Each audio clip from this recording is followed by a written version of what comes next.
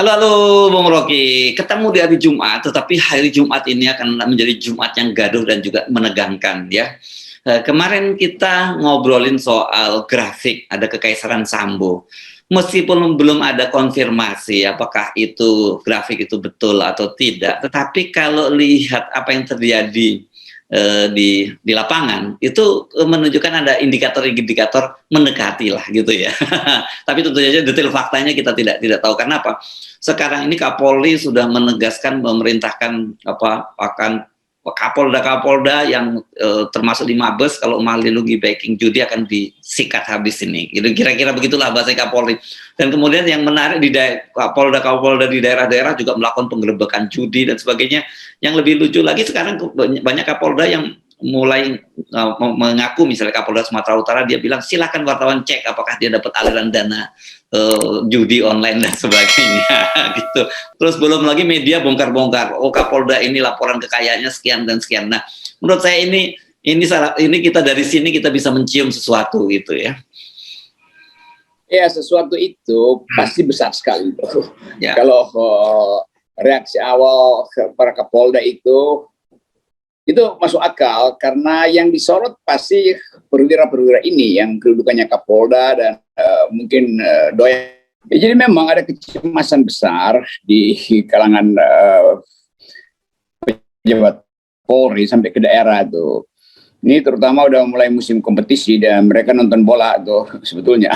Dan kita tahu bahwa judi online itu terkait dengan banyak soal-soal persepak bolaan di dunia atau event-event yang lain tuh. Jadi kegiatan ini memang memungkinkan orang menduga dengan kuat bahwa chart itu, peta-peta itu dibuat oleh mereka yang sedang bersaing. Itu intinya tuh.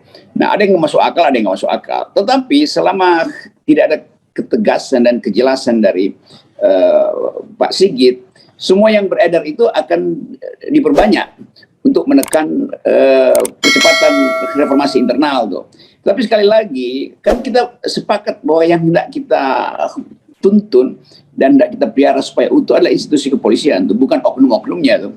Jadi itu pentingnya kenapa kita selalu mengingatkan agar peristiwa semacam ini betul-betul diselesaikan dulu masalah dasarnya, yaitu kriminalnya tuh, supaya nanti dari situ kita bisa bongkar lebih lanjut. Nanti kalau soal-soal besar ini diperlihatkan, lalu seolah-olah yang kriminalnya hilang tuh.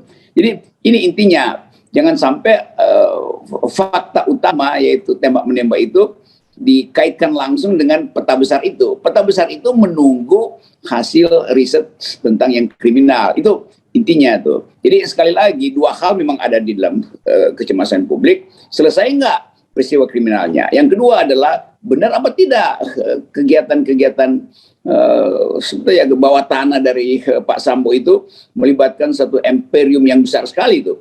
Apakah Pak Sambo juga memelihara pasukan-pasukannya di daerah-daerah itu yang tunduk pada disiplin di luar organisasi resmi kepolisian. Jadi ini pertaruhan besar dan kita ingin agar supaya pertaruhan ini diselesaikan dengan cara saksama dan dalam tempo singkat-singkatnya.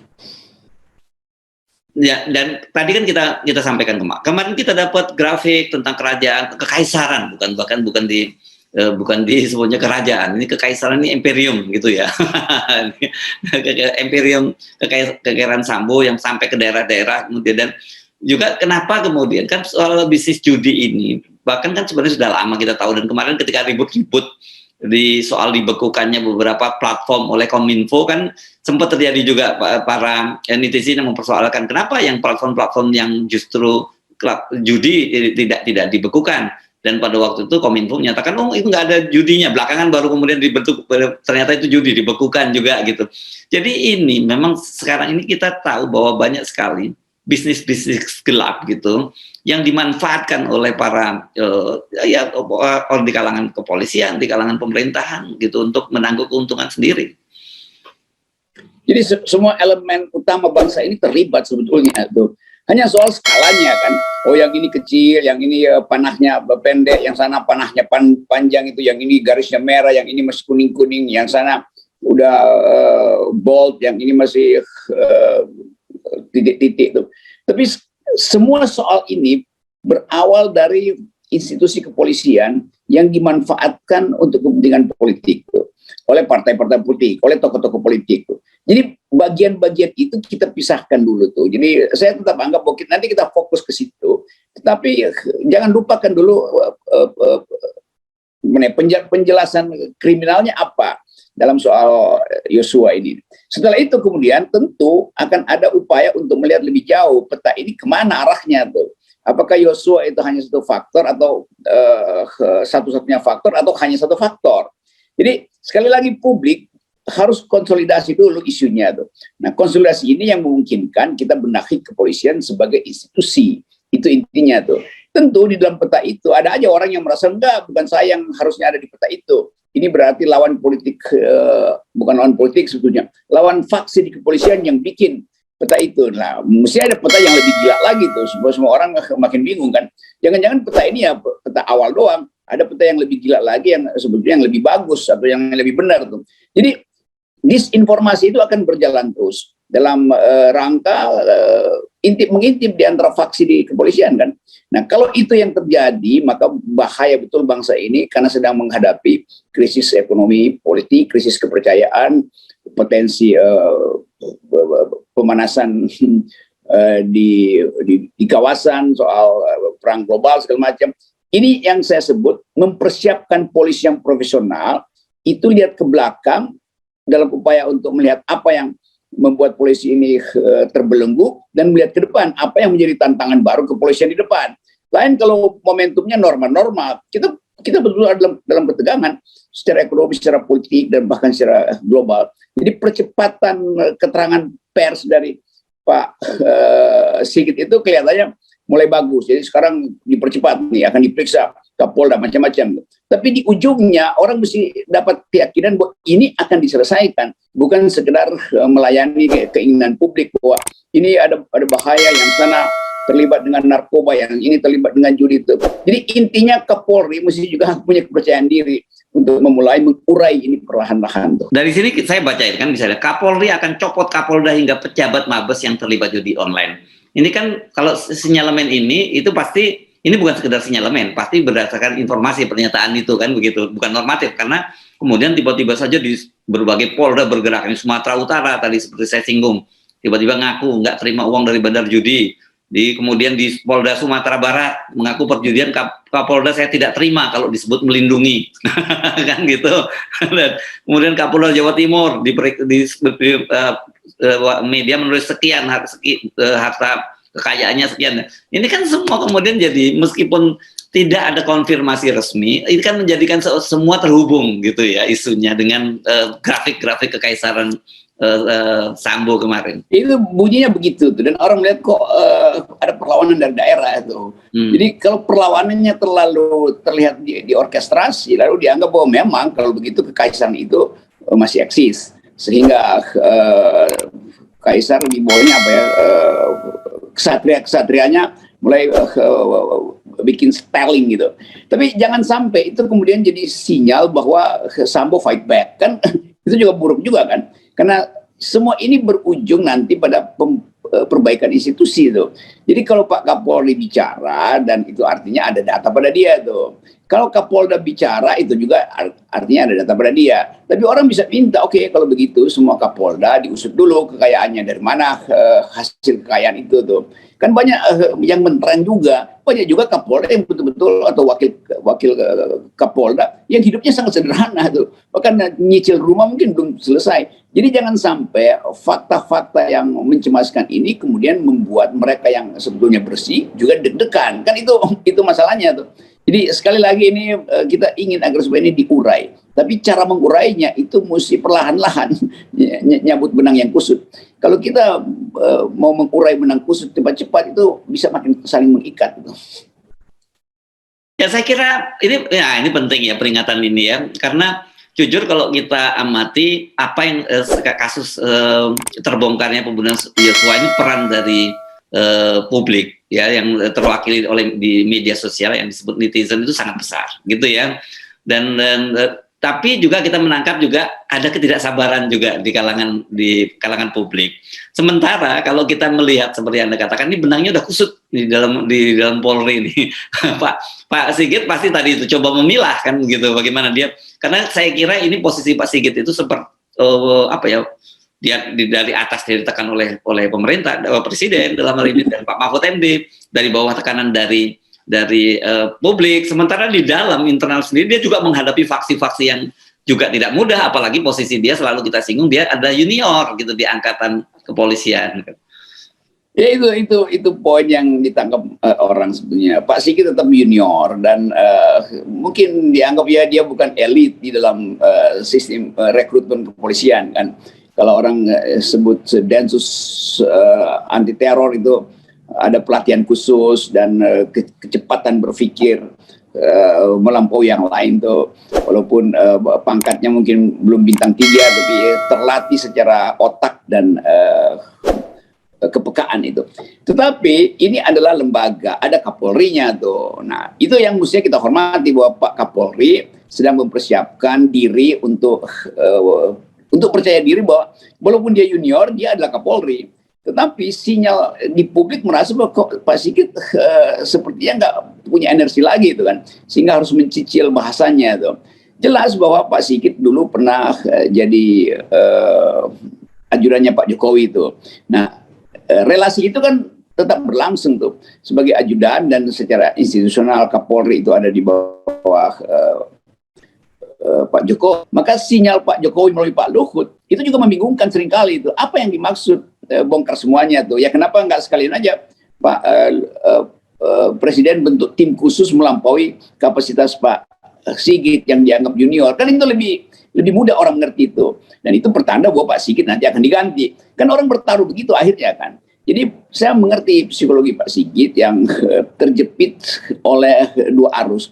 Arus publik yang menginginkan percepatan, dan sekaligus arus publik itu percepatan artinya membongkar kasus Yosua tuh. Tapi ada arus lain, arus politik dari atas, yang pasti sinyalnya adalah pergantian Kapolri. Kan kalau Presiden berkali-kali minta percepatan dan ternyata belum, atau sinyal-sinyal dari Pak Mahfud itu menunjukkan bahwa ada banyak faktor lain, itu artinya satu sinyal juga bahwa Pak Sigit nggak mampu. Maka mungkin dalam minggu ini akan terjadi pergantian Kapolri itu. Tapi siapapun yang diganti, kalau bagian ini tidak dipetakan dengan baik, maka koncok-koncokan juga bisa terjadi.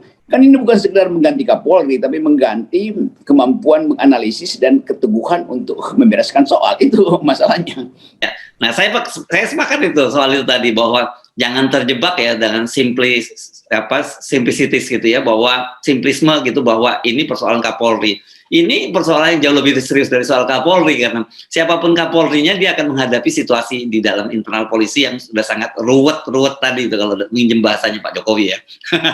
Atau kalau bahasanya ini kan babak belur itu lebih citra dari luar. Kalau ruwet itu kondisi internal di dalam kepolisian gitu.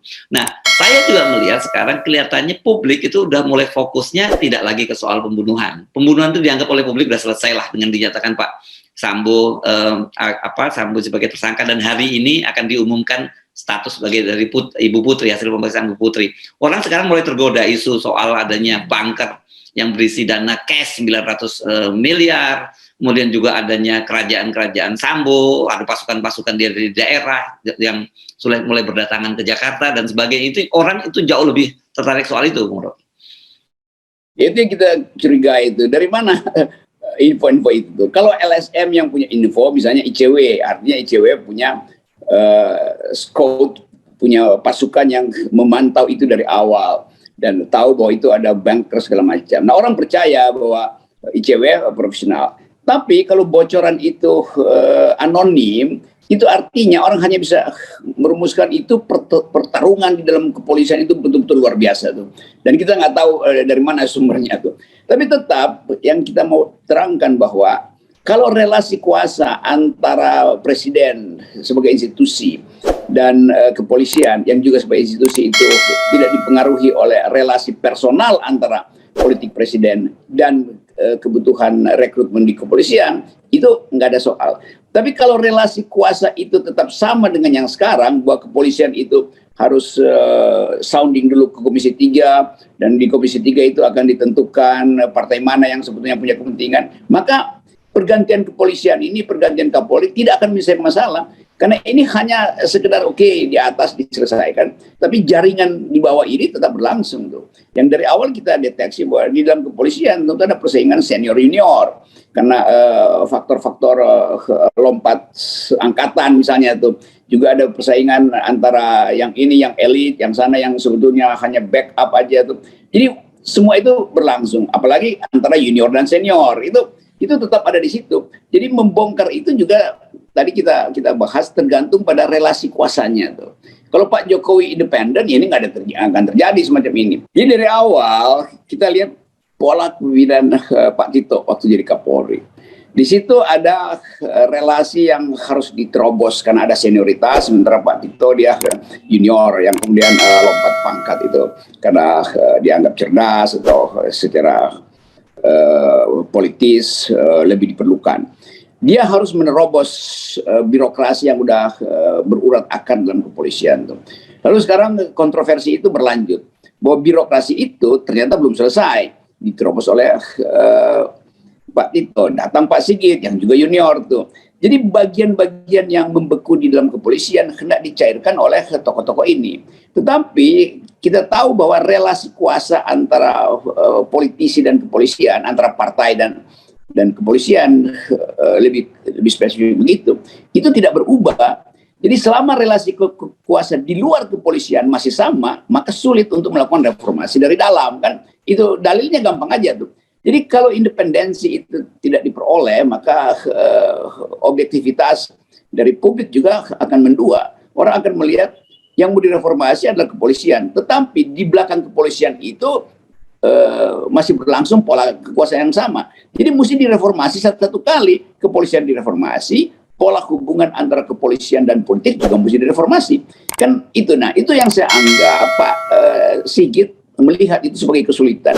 Kalau kita naikkan 1 oktav permintaan itu, nah Pak Jokowi yang mesti turun tangan. Tapi Pak Jokowi juga tergantung pada relasi-relasi itu. Jadi betul tadi rumit betul, tetapi dorongan publik semata-mata hanya ingin agar supaya kepolisian ini selamat karena kita menghadapi event-event yang berbahaya ke depan, politik global, pemilu, macam-macam.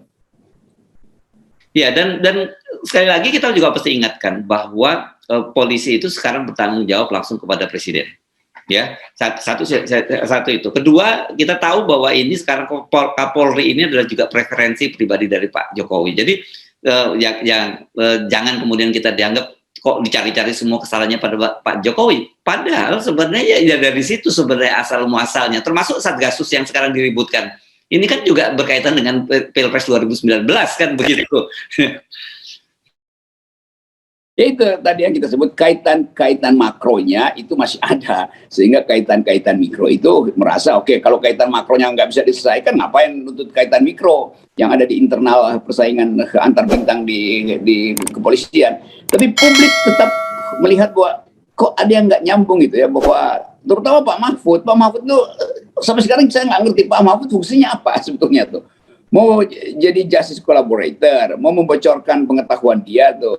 Itu artinya Pak Jokowi juga mengerti apa yang terjadi di luar hal yang lagi dipersoalkan melalui ucapan-ucapan Pak Mahfud. Jadi sebaiknya Pak Mahfud aja yang mengambil alih masalah ini tuh. Dan dibuat aja tim, Pak Jokowi bisa tunjuk ya dalam soal ini jangan Pak Luhut yang nyelesain, Pak Mahfud aja. Supaya Mahfud lebih lega gitu menuntun perubahan di dalam kepolisian. Itu saya kira lebih masuk akal. Kalau nanti akan ada, saya bayangkan nanti mungkin 2 jam lagi akan ada peta yang lebih besar lagi, yang lebih rumit panah-panahnya dari Kaisar. Ya mungkin akan dianggap di belakang Kaisar ada Kaisar itu. Jadi sekali lagi kedudukan pemetaan ini yang orang bingung tuh. Ya mungkin ada benarnya, tapi mungkin terlalu berlebihan. Nah kalau muncul peta yang baru lagi, kacau lagi perselisihan itu kan. Jadi ya kita hanya bisa menolong opini publik melalui FNN, tapi dengan mendudukkan masalah itu baik variabel internal di kepolisian, apalagi variabel eksternal antar kepolisian dengan partai, antar kepolisian dengan presiden, macam-macam itu. Ya.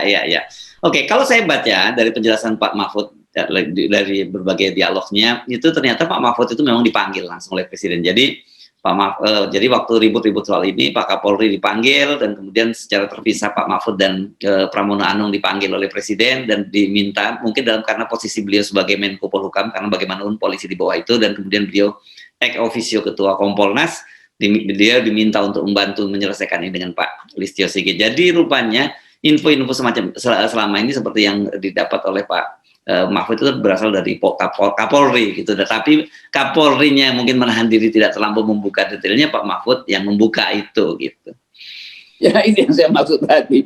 Ya. Akhirnya Pak Mahfud jadi humasnya Kapolri kan, ya, begitu ya. Jadinya kan. Padahal kedudukan Pak Mahfud itu adalah membuat kebijakan, bukan mengintervensi isu kan. Kan ya. Menko Polhukam itu mengorganisir policy. Sekarang yang terlihat Pak Menko itu jadi semacam juru bicara, entah juru bicara Presiden atau juru bicara Kapolri. Jadi itu yang juga bukan sekedar mengaburkan persoalan, tapi membahayakan isu. Ini masalah besar di kita tuh. Nah, kalau misalnya akhirnya Pak Sigit menunggu info yang lebih strategis dari Pak Mahfud, karena Pak Mahfud yang akan setiap hari membrief Presiden dengan perkembangan ini, tentu Pak Sigit merasa oke, kalau saya ambil langkah ini, tapi Pak Mahfud belum kasih sinyal di publik. Jadi ngaco juga kan. Jadi kita ditawan oleh semacam intip-mengintip antara istana dan kepolisian tuh, melalui Pak Mahfud. Padahal kita tahu Pak Mahfud fungsinya adalah mengorganisir konsep, mengorganisir kebijakan di antara kementerian-kementerian yang terhubung dengan keamanan. Itu soalnya tuh. Nah, kesulitan itu yang akhirnya orang tahu, ya kalau begitu komunikasi politik di istana itu buruk banget ya. Kalau Presiden merasa, ya kasih target aja. Saudara Kapolri, saya Presiden, targetnya dalam 17 jam ada penyelesaian, atau dalam jadi pakai hal yang betul-betul orang paham, oke 17 jam itu apa yang akan dilakukan, supaya Pak Sigit juga lebih firm mau berantas atau masih mau negosiasi soal isu-isu di daerah itu kan. Ya. Saya kira simpulnya akhirnya di situ juga ya. Direction gitu ya, direction dari seorang kepala negara. Karena saya kira ini Bung Rocky, Anda kalau sempat misalnya naik kendaraan umum gitu seperti saya, itu ternyata itu sudah jadi pembicaraan publik bahkan sampai ke level desa-desa. Seorang sopir taksi misalnya yang saya naikin kemarin, dia bahkan bisa hafal detail sampai bunker Sambo yang 900 miliar pun dia tahu. Itu yang saya sebut fantasmagoria. Jadi orang euforia hal-hal yang fantastis itu, atau yang fantasi bahkan itu kan. Jadi bagian ini jangan sampai menetap kemudian menjadi kepercayaan yang nggak bisa lagi diubah dalam persepsi publik. Nah, kalau ini udah terjadi, nggak ada gunanya kita berupaya untuk membenahi internal kepolisian, karena publik udah sinis aja tuh. Dan itu artinya harus dibongkar satu institusi, mesti dihentikan tuh. Dulu di mana kepolisian Ukraina justru yang dulu dibubarkan. Jadi nggak ada polisi di situ. Begitu kepolisian dibubarkan, kriminalitasnya justru turun. Kan itu paradoksnya tuh. Oke, baik. Tapi kan kita selalu ngomong bahwa itu simptom sebenarnya kepolisian ini. Jadi sebenarnya ada yang lebih besar dari itu yang harusnya. Ya, Pak Presiden juga, ya Pak Jokowi pasti berpikir ini bagaimana akibatnya kalau nggak selesai menuju 2024. Sementara Pak Jokowi lagi euforia dengan musyawarah rakyat gitu oleh relawan-relawannya. Ini musyawarah juga bisa batal kalau kepolisian bermasalah, dan setiap Kapolda kan berupaya mengkonsolidasikan diri itu, bos. Di dalam peta itu ada peta, tapi saya nggak di situ tuh. Yang sana bilang begitu, lama-lama peta itu kosong juga akhirnya kan. Kalau semua orang bilang dia nggak di situ. Jadi keadaan ini membutuhkan kecepatan penanganan, dan itu nggak bisa dengan cicil-mencicil sinyal dari Pak Mahfud yang adalah kita tahu itu mulut Presiden yang diucapkan oleh Pak Mahfud. Dan itu halnya. Dan kita mesti ingatkan, walaupun polisi ini lembaga sipil, tapi mereka punya senjata, ya. Ini hati-hati sekali. Mesti hati-hati konflik-konflik di sana, itu jangan sampai pecah gitu menjadi pertikaian, tadinya pertikaian politis, pertikaian ini jadi pertikaian bersenjata. Ya, itu yang harus sangat hati-hati, karena satu picu kecil secara psikologis akan membuat ini masuk jadi hal-hal yang berbahaya itu, karena polisi memegang senjata tuh. Demikian juga militer juga mulai mungkin dari jauh Pak Andika merasa ini ada sesuatu yang makin lama makin menimbulkan ketegangan tuh. Lalu ada sinyal kecil supaya militer juga cukup harus waspada kalau peristiwa ini meluas menjadi arena balas dendam. Itu yang ingin kita cegah, jangan sampai jadi arena balas dendam, itu soalnya. Oke, Bung Rocky, kita terus mengamati dengan, saya kira ini penuh ketegangan, gitu ya. Dalam situasi di bawah permukaan kita tahu ada diam-diam ada ketegangan, dan publik juga mencium itu, dan itu dikonfirmasi sekali lagi oleh pernyataan-pernyataan Pak Mahfud MD di berbagai media. Oke, kita sampai ketemu lagi, Bung Rocky, dan tetap kita kawal dengan 0%. Ya, pengawalan ini yang paling bermutu sebetulnya.